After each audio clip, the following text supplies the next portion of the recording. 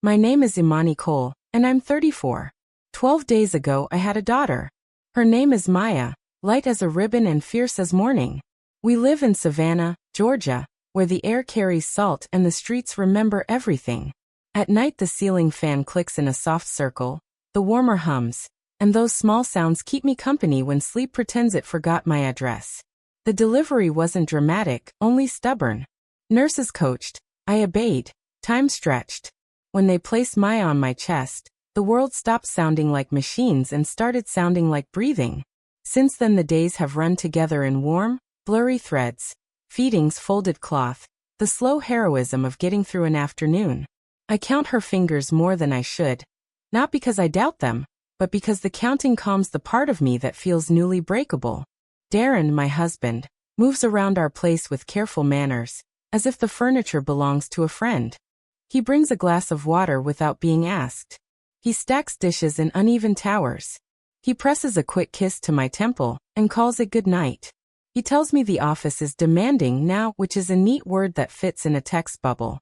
His phone sleeps face down, screen lighting like a secret every time I turn away. Before this, we were organized to a fault. Grocery lists, calendar squares, a jar where we shoved stray coins and stray hopes. We picked out a color for the nursery in a store that made us promise we'd come back when we could afford walls. We said yes to the future in small, sensible ways. I thought patience would be enough to build a house. Now it feels like the floor slid 2 inches and my feet didn't get the memo. The first week home, I could smell the river through the open window.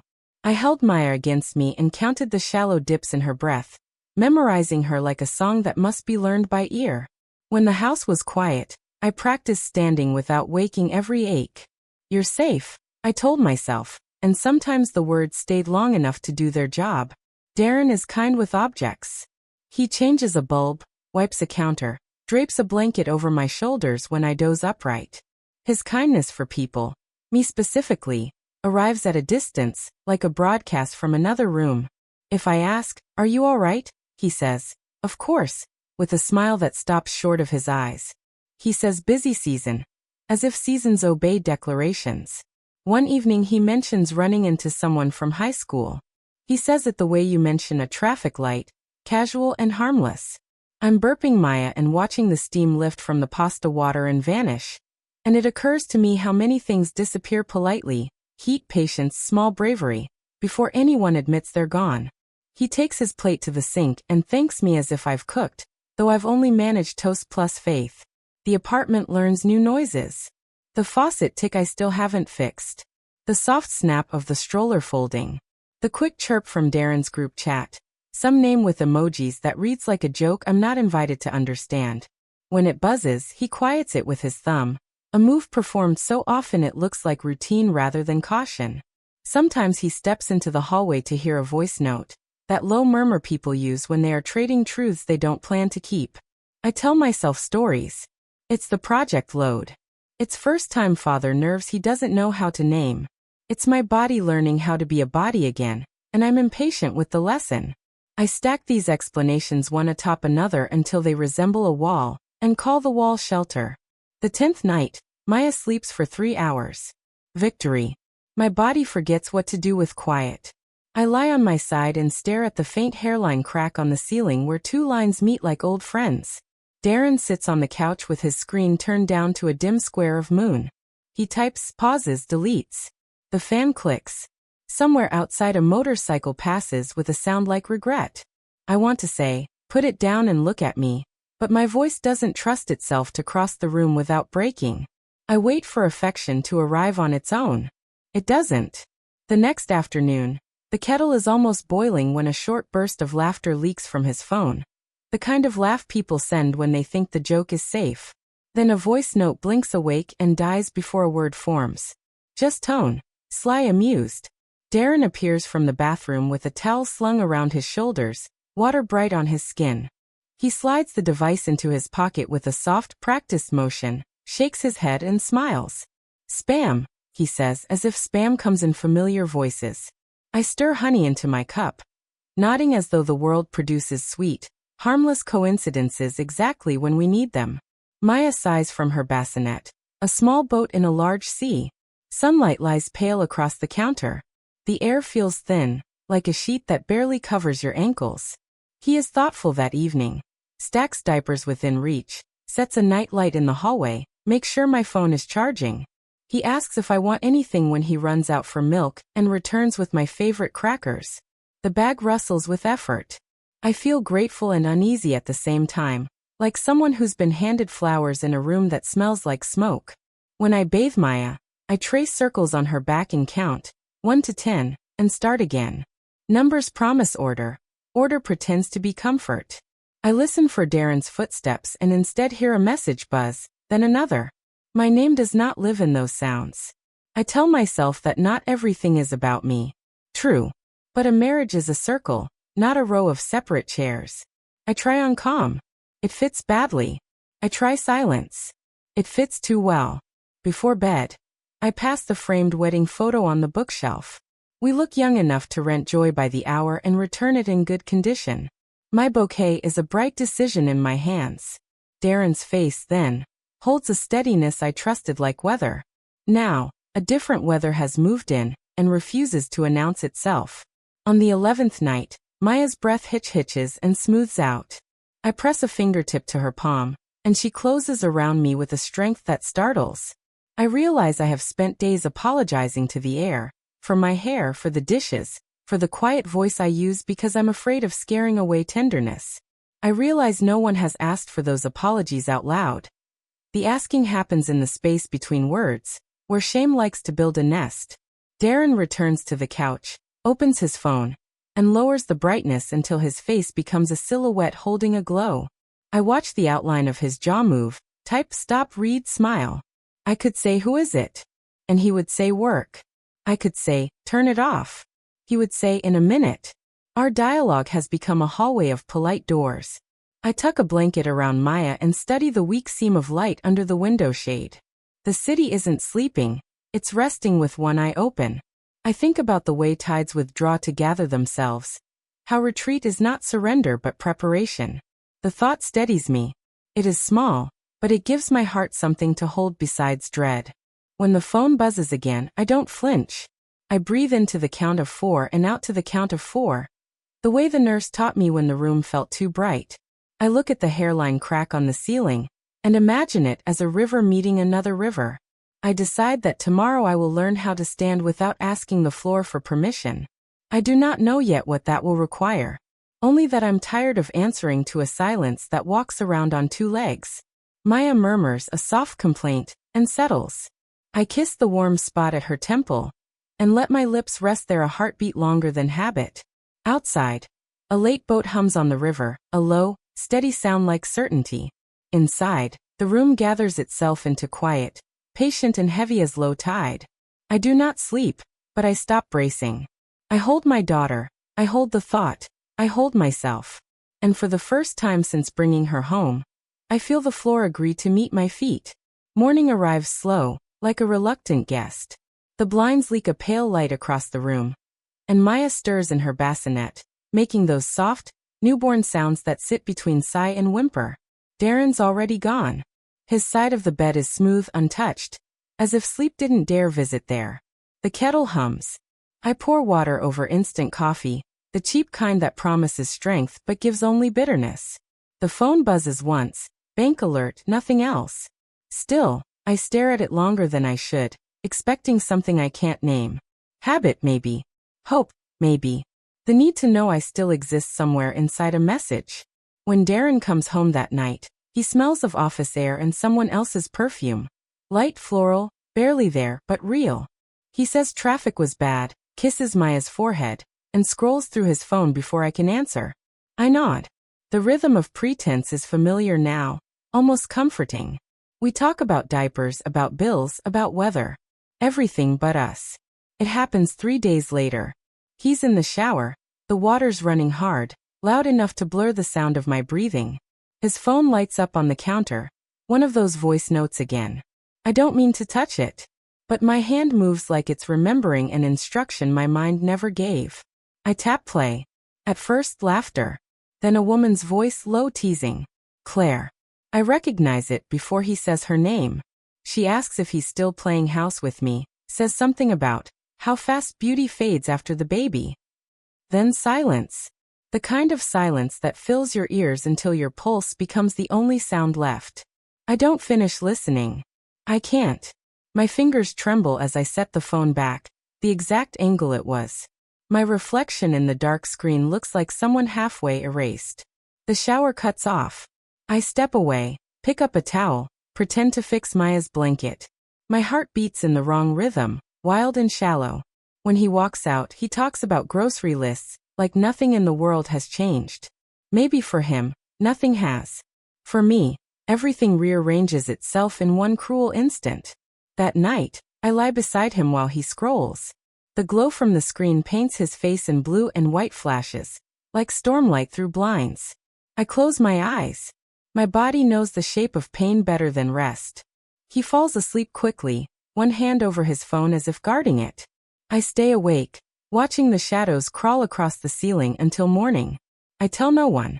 Not my mother, not the friend who still texts to ask how the baby's doing. I smile through messages and type. We're fine, just tired. It's almost true. Tired is what betrayal feels like when it still doesn't have a name. Days blend together. Feeding, folding, pretending. The house smells like baby lotion and distrust. Darren works later now, says deadlines won't wait. I start counting hours instead of days. 3, then 6, then 10 before he's home. Sometimes I hear laughter through the phone when he thinks I'm out of earshot. Sometimes it's only silence, which feels worse. One evening, Maya won't stop crying. I'm pacing the hallway, whispering every lullaby I remember. The front door opens. Darren steps in, exhausted, distracted, phone still in hand. He looks at us like we're scenery, something expected but distant. Can you hold her? I ask, too softly. He hesitates, then takes her awkwardly, one arm, scrolling with the other. She cries harder. He sighs, passes her back. She just wants you, he says. The way he says you feels like blame. When Maya finally sleeps, I sit at the kitchen table with the baby monitor beside me. I stare at nothing until I realize I'm waiting for proof that I still belong to this life. The refrigerator hums, the clock ticks, and in that thin noise, I feel myself turning invisible. That night, when the phone buzzes again, I don't look. I've already heard enough to know what kind of man keeps company there. I lie awake, one hand resting on my daughter's blanket, the other clenched around the corner of the mattress, holding on to something that used to be love. In the distance, the sea moves in slow rhythm, unseen but constant, reshaping the shoreline one wave at a time. I wonder how many tides it takes to wash away a lie. Tomorrow, I tell myself, I'll start counting. Morning comes dull and gray, the kind of light that doesn't know whether to stay or leave. Maya stirs in her crib, little fists tight, face scrunched like she's fighting dreams. I press a kiss to her cheek, breathe in her warm, sweet smell, and tell her, we're okay. It's the same thing I've been telling both of us for weeks now. Darren leaves early again. He doesn't say where. I stop asking because I already know the rhythm of his answers. Just a project. Team call. Won't be late. Each excuse is polished smooth from overuse. His smile never reaches his eyes anymore. Maybe it never did, and I was just too much in love to notice. When the door clicks shut, the silence feels larger than the apartment itself. I make coffee and drink it cold, scrolling through nothing. The air conditioner hums like a small animal, nervous and tired. On the counter, his phone charger dangles from the wall, waiting. That night, when he showers, the phone sits unlocked beside his keys. I tell myself I won't look. I even turn away. But the glow catches the corner of my eye, and something inside me, tired, quiet, certain, decides for me. I open the messages. The screen fills with words that don't belong to me. His voice in text. She doesn't even try anymore. Then hers.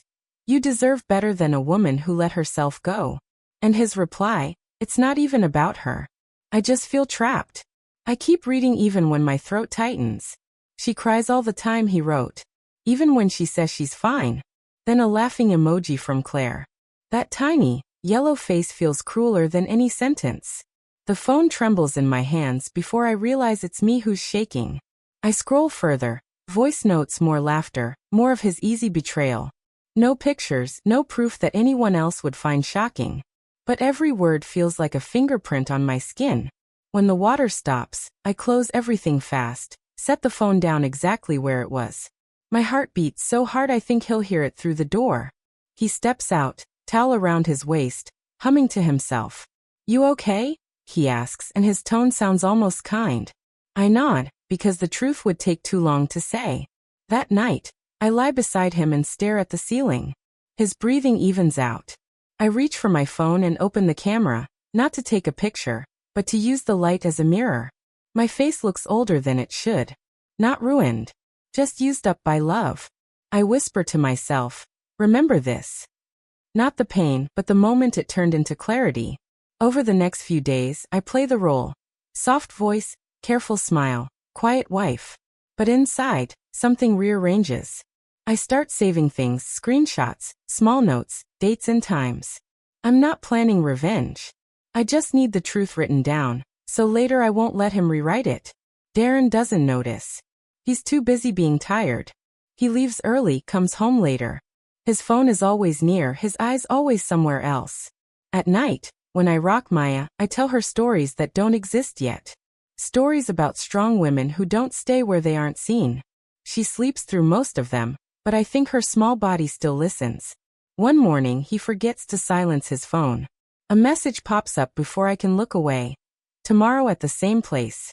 Can't wait to see you. The sender's name glows like proof. Claire Benton. I don't cry. I don't throw anything. I just stand there, holding my daughter, and feel the last thread of denial snap quietly inside me.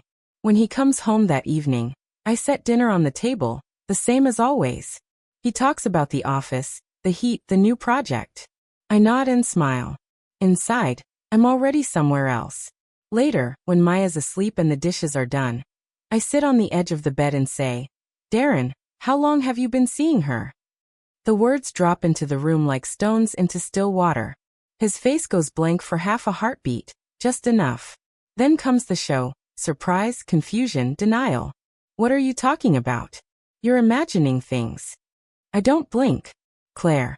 You and Claire." He exhales. The lie dies on his lips before it's even born. "You went through my phone," he says instead, as if that's the real betrayal. "I read what you made impossible not to read." He sits, rubs his face, says nothing. Then softly, "It wasn't serious."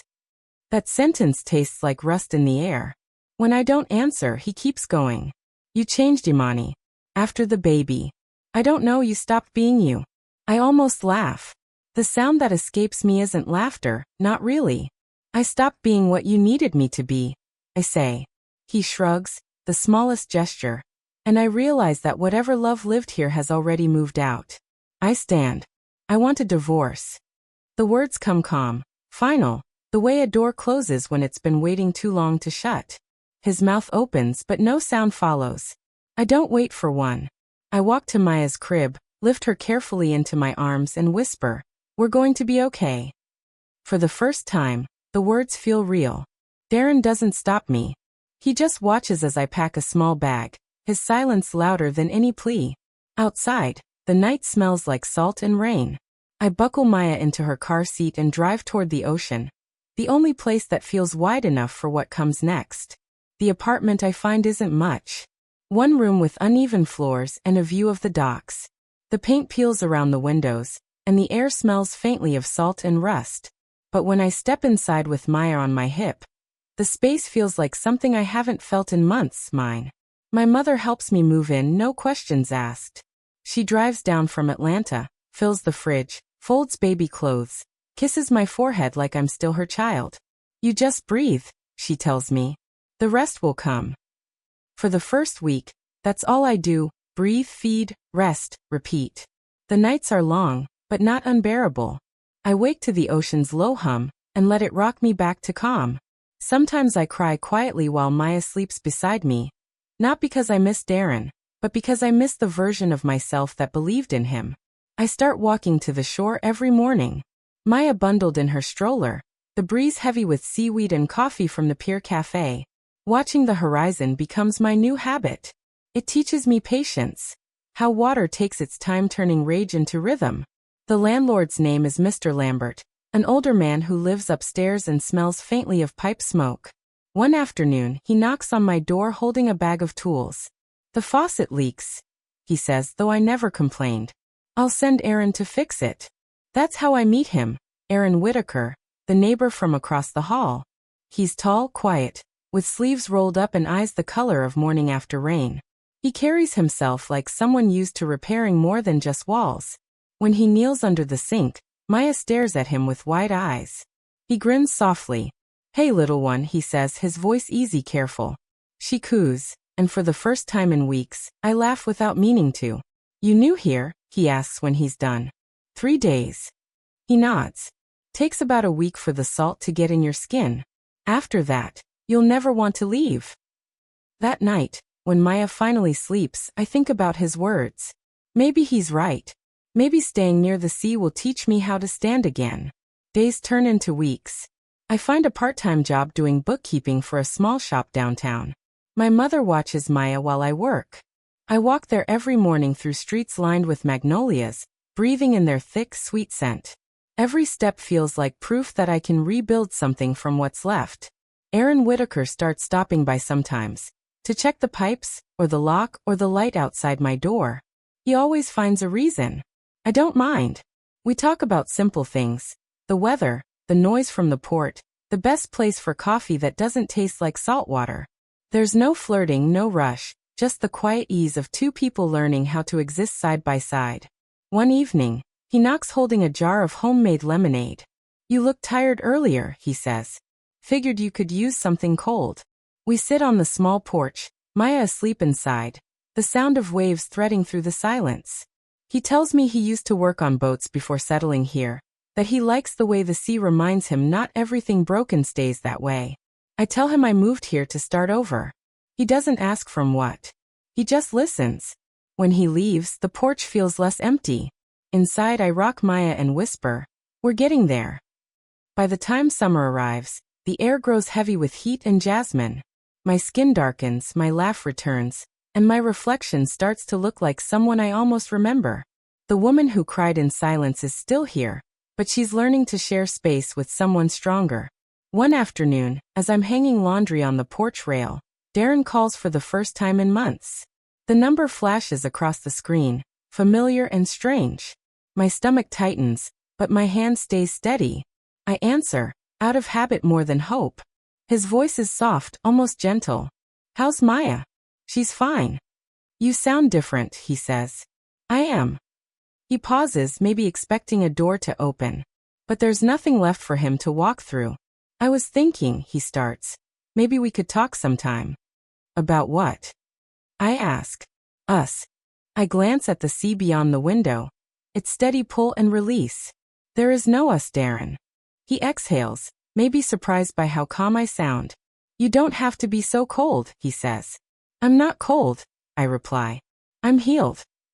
When I hang up, my hands shake, but only for a moment. Then the quiet returns, clean, light, forgiving. That evening, Aaron Whitaker stops by again, this time with a bag of peaches from the market.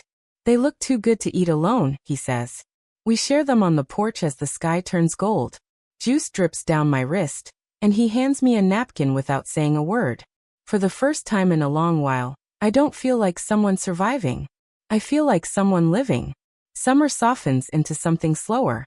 The nights hum with crickets, and the air tastes like peaches and sea salt. Maya's hair curls tighter in the humidity, and she's learning to stand on her own, small hands gripping the edges of furniture, like she's already planning her escape into the world. I watch her and think. She doesn't know what I had to lose to give her this kind of peace. And maybe that's the point. Maybe she never should. Aaron Whitaker and I see each other often now. Sometimes it's planned, coffee on the porch before work, or a walk with Maya along the pier. Sometimes it just happens, like breathing. His presence is easy, unhurried.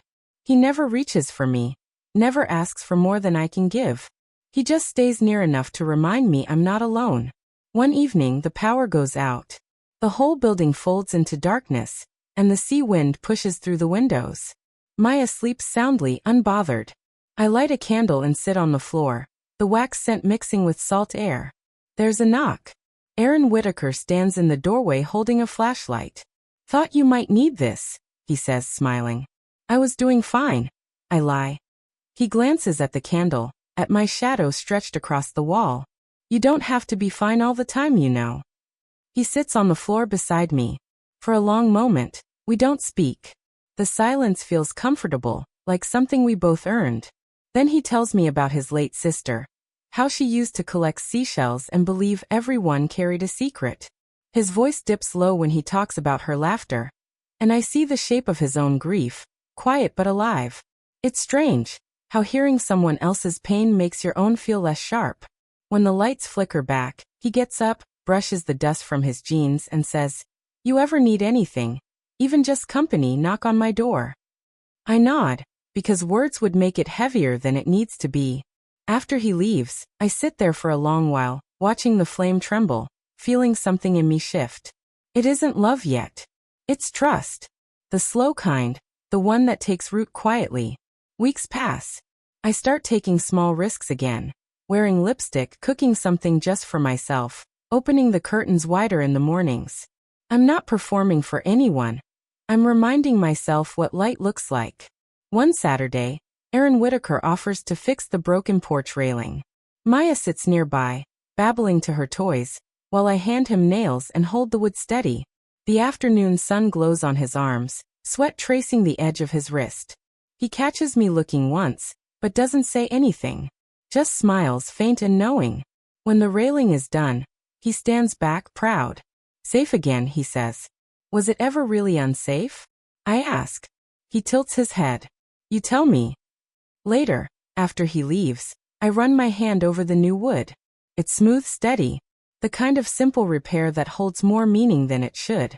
That night, after putting Maya to sleep, I step out to the porch. The ocean is restless, darker than usual.